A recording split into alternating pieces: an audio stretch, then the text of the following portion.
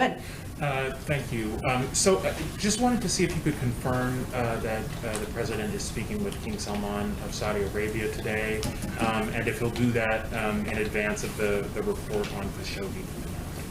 Well, as we've noted in the past, we remain committed to releasing through the DNI, of course, an unclassified report that we expect to happen soon. I don't have an updated timeline for you on that. I know there were also reports on a proposed call. We also expect that to happen soon. We're still in the process of scheduling when that will happen. Okay. And what are they going to be talking about in that call?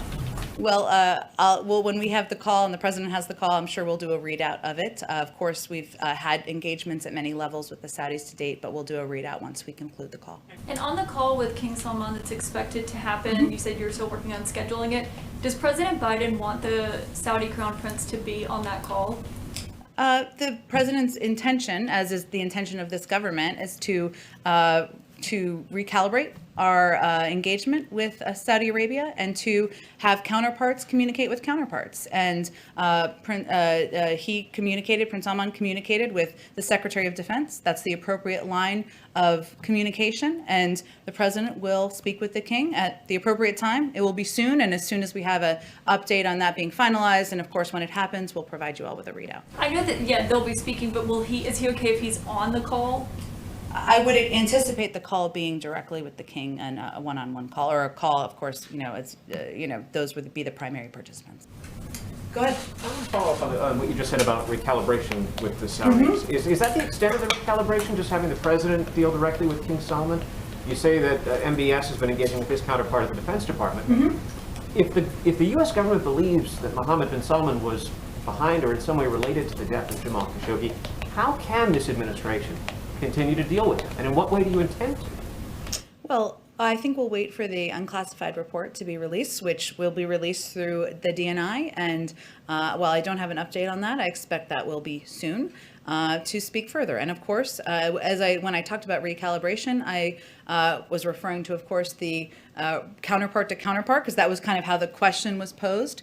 But, we always look, the president is taking a fresh approach to how he engages with foreign leaders around the world, and different from the prior administration. And that means he will not hold back, and he will speak out when there are concerns he has about human rights abuses, about the lack of freedom of speech or the lack of freedom of media and expression, or any concerns he has. At the same time, we have a long relationship with Saudi Arabia. They are being attacked in the region, and that is certainly an area where we continue to work with them on. But I expect we'll have more to say when we get post the release of that report.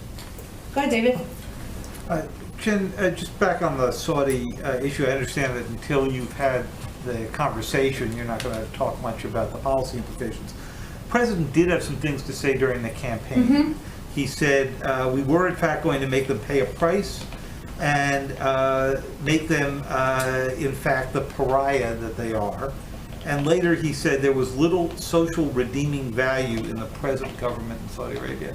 Any reason to believe his overall view of the Saudi government as a pariah and little redeeming social value has changed? The president, as you well know, David, because you've probably been covering him for a good chunk of this time, has had a long time he spent in the world of foreign policy, and he is certainly familiar with the leadership in Saudi Arabia, as he is in the Middle East and many parts of the world. And I would certainly not say his concerns or his views have changed. He is, of course, now President of the United States, and in that role, he is not going to hold back, as I noted, in speaking out when there are concerns. Of course, he has the right to take action of any kind as the President of the United States, but there are also areas where we will work with the Kingdom of Saudi Arabia on, including ensuring that they have the protections they need to face the threats that are facing them.